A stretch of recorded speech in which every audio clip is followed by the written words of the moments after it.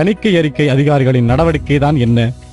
1965ஆம் ஆண்டின் தணிக்கை தடை ரூபாய் 100 இருந்தபோதே அந்த ஆண்டில் பணிபுரிந்த அதிகாரிகள் மீது அபராதமோ அல்லது பிடித்தம் போன்ற நடவடிக்கை மேற்கொள்ளப்பட்டிருந்தால் இன்று 7 கோடியை எட்டி இருக்குமா?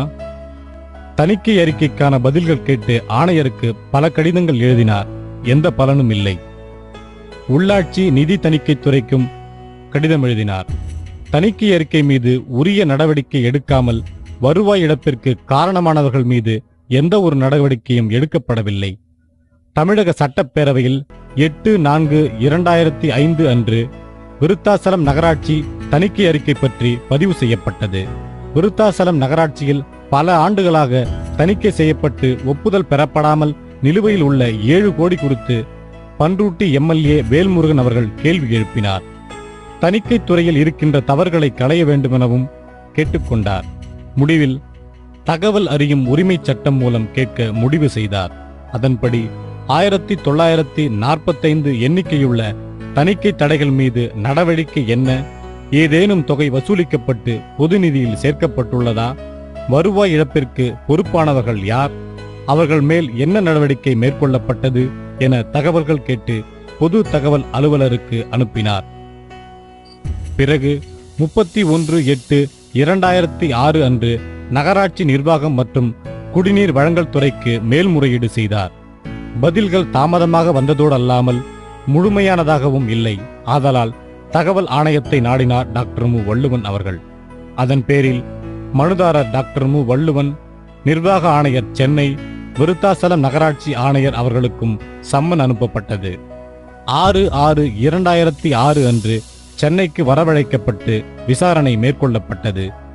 முதன்மை தகவல் ஆணையர், மக்கள் தகவல் பொது அதிகாரி இவர்கள் முன்னிலையில் நடந்த விசாரணையில் மனுதாரர் டாக்டர் மு வள்ளுவன் அவர்கள் கேட்ட தகவல்களுக்கு முழுமையான தகவல்கள் அளிக்கப்படாததையும் உரிய காலத்திற்குள் பதில்கள் வந்து சேராததையும் சுட்டிக்காட்டியதோடு 35 வருடங்களாக தணிக்கை தடை ஏற்பட்டதற்கு என்ன காரணம் என்ற கேள்வியை எழுப்பினார். இதற்கு நகராட்சி அதிகாரிகள் ஜாயின்ட் மீட்டிங் போடவில்லை என்று பதிலளித்தனர். எப்போது ஜாயின்ட் மீட்டிங் போடுவீர்கள் என்ற ஆணையகத்தின் கேள்விக்கு விரைவில் என்று மெத்தனமாக பதிலளித்தனர். ஒரு நகராட்சியில் மட்டும் 7 கோடி என்றால் தமிழ்நாடு முழுவதும் எத்தனை கோடிகள் தணிக்கை தடைகள் இருக்கும் என்று வள்ளுவன் அவர்கள் கேள்வி எழுப்பியதால் கேள்வியின் ஆழத்தை உணர்ந்த ஆணையர் வழங்கிய தீர்ப்பில் இந்த விஷயம் வருந்தத்தக்கது என்று சொன்னதோடு தனிப்படை ஒன்று அமைத்தாவது தணிக்கை தடைகள் சரி செய்யப்பட வேண்டும் என்றும் தீர்ப்பளித்தது.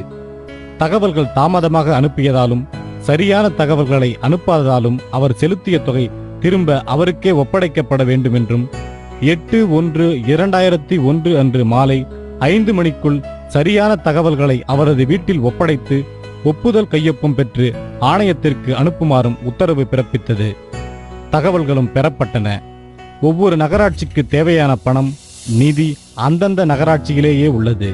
நகராட்சி நேர்மையாக செயல்பட்டால் அந்நகராட்சி தன்னிறைவு அடைந்ததோடு அல்லாமல் பிற கிராமங்களையும் தத்தெடுத்து உதவலாம். நாம் ஏன் உலக வங்கியில் கடன் வாங்க வேண்டும் என்கிறார் இவர். TUFIDCO, Tamil Nadu urban finance and infrastructure development cooperate limited. Doctor Mu Valluvan அவர்களின் தொலைநோக்கு பார்வைக்கு டுஃபிட்கோ ஒரு சிறந்த உதாரணம். டுஃபிட்கோ என்றால் என்னவென்றே பலருக்கும் தெரியாது.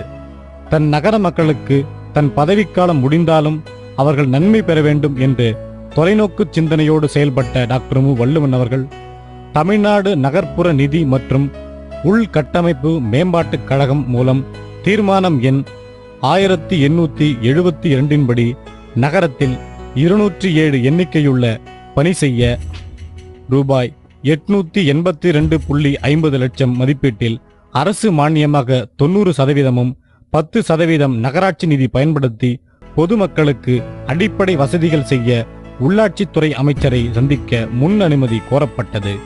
நகராட்சி நிர்வாக ஆணையர் சென்னைக்கு கடிதம் எழுதினார். பிறகு தகவல் அறியும் உரிமை சட்டம் மூலம் கொண்டு சென்றார். இந்த மனுவின் மீது எடுக்கப்பட்ட தொடர் நடவடிக்கைகள் பற்றிய விவரம் கேட்டு பணிகள் எப்போது முடியும் என்றும் விவரம் கேட்டும் பொது தகவல் அலுவலருக்கு மனு செய்தார். 30 தினங்களுக்குள் பதில் வராததால் மேல்முறையீடு செய்தார். நகராட்சி நிர்வாக ஆணையரக தகவல் கடிதத்தில் மனு முழுமையானதாக இல்லை என்றும் வழிகாட்டுதலின்படி அமையவில்லை என்றும் சாலை மற்றும் வடிகால் மற்றும் ரூபாய் 882.50 லட்சம் மதிப்பீட்டிலான பிற பணிகளை செய்ய நகர்ப்புற ஒருங்கிணைந்த மேம்பாட்டு திட்டத்தின் கீழ் டுஃபிட்கோ நிறுவனத்தை கலந்தாலோசித்து விரிவான திட்ட அறிக்கையை அனுப்ப முன்னரே நகராட்சி ஆணையருக்கு கடிதம் மூலம் அறிவுறுத்தப்பட்டதாக குறிப்பிடப்பட்டிருந்தது. ஆனால் ஆணையர் திட்ட அறிக்கையை தயாரித்து அனுப்பவில்லை. அவ்வாறு திட்ட அறிக்கையை தயாரித்து அனுப்பியிருந்தால் சட்ட திட்டத்திற்குட்பட்டு 90% அரசு மானியம் என்றாவது ஒரு நாள் டுஃபிட்கோ மூலம் இந்த நகரத்திற்கு வந்து சேர்ந்து அதனால் நகர மக்கள் பயன்பெறலாமே என்ற தொலைநோக்கு பார்வை இந்த அதிகாரிகளுக்கு இல்லாதது ஏன்? இவர்கள் ஏன் செய்ய மறுக்கின்றார்கள்? நகராட்சி அதிகாரிகள் வாங்கும் சம்பளத்திற்கு வேலை பார்க்காமல் பார்க்கும் வேலைக்கு லஞ்சம் வாங்க வழி இருக்கிறதா, ஊழல் செய்ய இடம் இருக்கின்றதா என்று ஆராய்ந்து அவ்வாறு இடமிருந்தால் துடிப்புடன் பணியில் இறங்கி விடுவார்கள். லஞ்சம் வாங்கவோ ஊழல் செய்யவோ இடமில்லை என்றால் அப்பணி எவ்வளவு முக்கியமானதாக இருந்தாலும் மந்தமாகவே நடக்கும் அல்லது நடக்காமல் கூட போய்விடும். அந்த அளவிற்கு அதிகாரிகளுக்கு நம் அரசின் சட்டத்தின் மீது அலட்சியம். காரணம், எந்த புகாரும் இவர்களை ஒன்றும் செய்துவிட முடியாது என்ற நம்பிக்கைதான். ஒரு நகராட்சியின் பணி என்ன? நகர்மன்றத்தின் பணி என்ன? மக்களுக்கு நன்மை செய்யும் தீர்மானங்களை நிறைவேற்றுவது நகரசபை, அதை அமுல்படுத்துவது நகராட்சி அதிகாரிகள். அதிகாரிகள் பாரபட்சமின்றி நிறைவேற்றுவதில்லை. ஒரு நகராட்சிக்கு எல்லா குடியிருப்புகளுக்கும் குடிநீர் வசதி, எல்லா தெருக்களுக்கும் சாலை வசதி, எல்லா தெருக்களுக்கும் மின்விளக்கு வசதி, எல்லா தெருக்களுக்கும் சாலவ வசதி, எல்லா தெருக்களுக்கும் பொது சுகாதாரம். இந்த 5 தீர்மானங்களை நிறைவேற்றி செயல்படுத்தினாலே போதும். 5 வருடத்தில் அனைத்து பணிகளும் முடிந்து தன்னிறைவு பெற்ற நகரமாக மாறிவிடும்.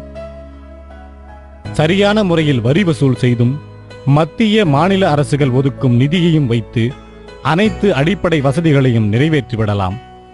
ஆனால் ஊழல் செய்யும் அதிகாரிகளும் அவர்களை ஆதரிக்கும் மேலதிகாரிகளும் எப்படி செயல்படுவார்கள்?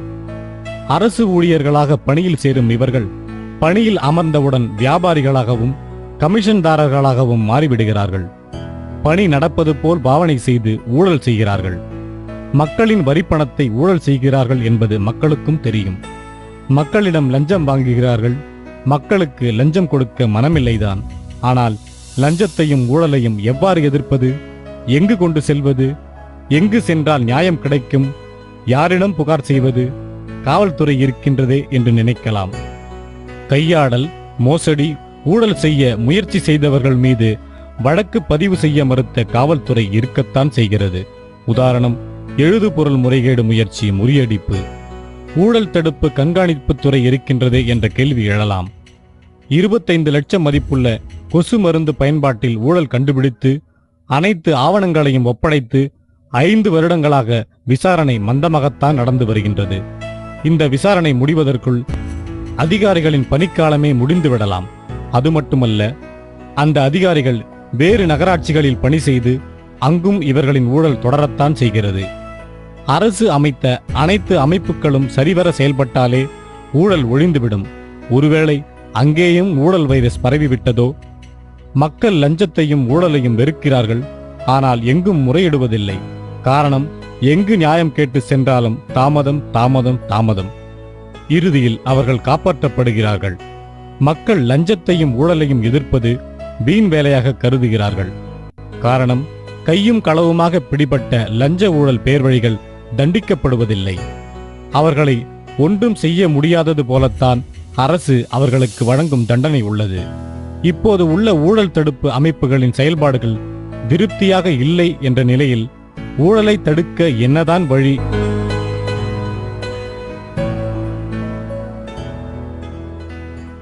அந்த ஊழலை தடுத்து நிறுத்த என்னென்ன வழிகள் எல்லாம் நாம் கையாளலாம் என்று ஒரு தனிநபராக டாக்டர் முற்படும் போது அதற்கு துணையாக மக்கள் எழுச்சியுற்று வரவில்லையே என்ற ஏக்கமும் எனக்கு உண்டு.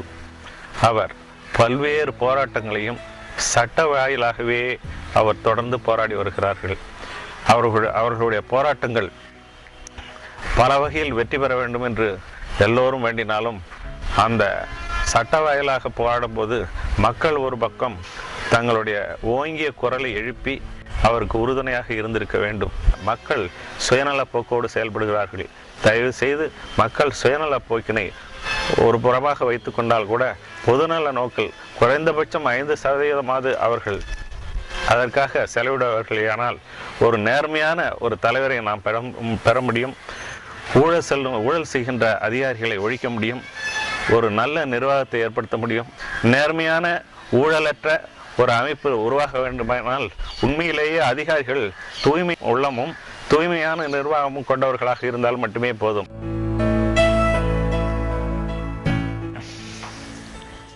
இந்த நாட்டிலே அண்மை காலத்தில் லஞ்சமும் ஊழலும் மலிந்து விட்டது என்பதை நீங்கள் எல்லாம் அறிவீர்கள். இதை எதிர்ப்பதற்காக ஒரு இயக்கம் தொடங்க வேண்டும் என்று நினைத்து 2001ஆம் ஆண்டு, அதாவது 7 ஆண்டுகளுக்கு முன்னே, ஊழல் எதிர்ப்பு இயக்கம் என்ற ஒரு இயக்கத்தை நானும் எனது நண்பர்களும் சேர்ந்து தொடங்கினோம். முக்கியமாக இந்த ஊழல்வாதிகளை எதிர்க்க வேண்டும், ஊழலை ஒழிக்க வேண்டும், இதற்கு வேண்டிய விழிப்புணர்வை மக்களுக்கு உண்டாக்க வேண்டும் என்பதுதான் எங்களுடைய நோக்கம். ஊழலை ஒழிக்காவிட்டாலும் பரவாயில்லை, மக்கள் இந்த தீமையின் உணர வேண்டும் என்பது எங்கள் நோக்கம். அரசு செலவழிக்கும் பணத்தில் பெரும்பகுதி இந்த வீணாகி ஊழல்வாதிகளின் பைகளில் போய் சேர்கிறது என்பதை நீங்கள் எல்லாம் அறியீர்கள். இந்த நாட்டின் பிரைம் மினிஸ்டராக இருந்த ராஜீவ் காந்தி கூட அரசு ₹1 செலவழித்தால் 15 பைசா தான் அந்த வேலைக்கு போய் சேர்கிறது, 85 பைசா வீணாகி போகிறது என்பதை கூறியிருக்கிறார். ஒரு பிரதம மந்திரி கூறும் அளவுக்கு இந்த ஊழல் இந்த நாட்டிலே மலிந்து விட்டது என்பது ஒரு வருந்தத்தக்க உண்மை. இதை எதிர்ப்பதற்கு யார் எதிர்ப்பார்கள் என்பது ஒரு கேள்விக்குறியாக இருந்தது. யார் எதிர்ப்பார்கள்? மக்கள் தான் எதிர்க்க வேண்டும், வேறு யார் எதிர்க்க முடியும்? எனவே நாங்கள் எல்லாம் சேர்ந்து ஒரு எதிர்ப்பு உண்டாக்க வேண்டும் என்று கருதி இந்த இயக்கத்தை தொடங்கினோம். 7 ஆண்டுகளாக இந்த இயக்கத்தை நடத்தி வருகிறோம். அநேகர் கேட்கிறார்கள், உங்களால் ஊழலை ஒழிக்க முடியுமா என்று. முடியும் என்ற நம்பிக்கையுடன் தான் நாங்கள் செயலாற்றி வருகிறோம். எனவே நாங்கள் நம்பிக்கையில் குறைவில்லை என்று கூறி வருகிறோம். இதில் முக்கியமாக நமக்குள்ள ஒரு குறைபாடு என்ன என்றால், ஊழலை ஒழிக்க வேண்டும் என்று விரும்புகிறவர்கள் யார்? மக்கள் விரும்புகிறார்கள். ஆனால் அதற்கு மேல் உள்ள அரசு அதிகாரிகள், காவல்துறையினர், நீதிமன்றத்தினர், அரசினர், இவர்களெல்லாம் ஊழலை வளர்க்க வேண்டும் என்று முயல்கிறார்கள். ஊழல்வாதிகளுக்கு துணை போக வேண்டும் என்று நினைக்கிறார்கள். DVAC, directorate of vigilance and anti corruption என்ற ஒரு அமைப்பு இருக்கிறது. இந்த அமைப்பின் நோக்கம் என்ன என்றால், ஊழல் செய்பவர்களை பிடிக்க வேண்டும், அவர்களை தண்டிக்க வேண்டும், ஊழல் இந்த நாட்டில் பரவாமல் இருக்க வேண்டும் என்பதுதான் இந்த அமைப்பின் நோக்கம். இது ஒரு அரசு துறை. இதில் பல போலீஸ் உத்தியோகஸ்தர்கள் பணி செய்கிறார்கள். ஆனால் இவர்களே இந்த ஊழலுக்கு துணை போகும் நிலையில் சில சமயங்களில் நாம் காண்கிறோம். எங்களுடைய அனுபவங்கள் சில சமயத்தில் மிகவும் கசப்பாக இருக்கின்றன. நாங்கள் முன்னின்று செங்கல்பட்டில் இருந்த ஒரு போலீஸ் இன்ஸ்பெக்டரை கையும் களவுமாக பிடிப்பதற்கு உதவி செய்தோம். ஆனால் இந்த துறை அவரை கையும் களவுமாக பிடித்ததே தவிர, அவரை அரெஸ்ட் செய்து சஸ்பெண்ட் செய்ததே தவிர, அதை தொடர்ந்து நடவடிக்கை எடுக்க மறந்துவிட்டதோ நெக்லெக்ட் செய்து விட்டது. அதனால் அந்த போலீஸ் இன்ஸ்பெக்டர் மறுபடியும் பதவியில் வந்து அமர்ந்து விட்டார். இதை போல அந்த நீதிமன்றங்களும், அந்த போலீஸ் இன்ஸ்பெக்டர் நீதிமன்றத்திலே வழக்கிலே அகப்பட்டார். நீதிமன்றமும் அவர்களுக்கு சார்பாக அவரை எப்படியாவது வெளிக்கொணர வேண்டும், அவரை தண்டனை பெறாமல் செய்ய வேண்டும் என்ற நோக்கத்துடன் செயல்படுவதாகவே தெரிகிறது.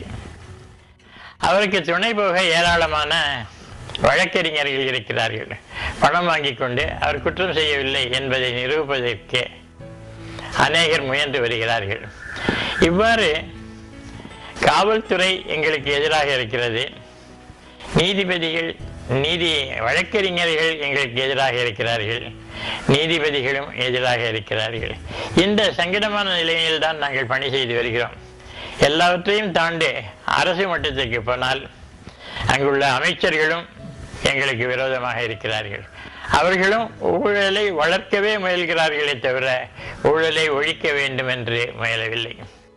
இது இந்த நாட்டின் துரதிர்ஷ்டம். இந்த நாட்டிலே சில உத்தமர்கள் இருந்தார்கள். மகாத்மா காந்தி, சர்தார் பட்டேல், தென்னாட்டிலே எடுத்துக்கொண்டால் காமராஜர், கக்கன், இவர்களை போன்றவர்கள் எல்லாம் நேர்மையாளர்களாக இருந்தார்கள். ஆனால் அந்த பரம்பரை இப்போது மறைந்துவிட்டது. இது நாட்டின் துரதிர்ஷ்டம் என்று சொல்ல வேண்டும். நாங்கள் நேர்மை நெறி என்ற ஒரு மாத இதழை வெளியிட்டு வருகிறோம்.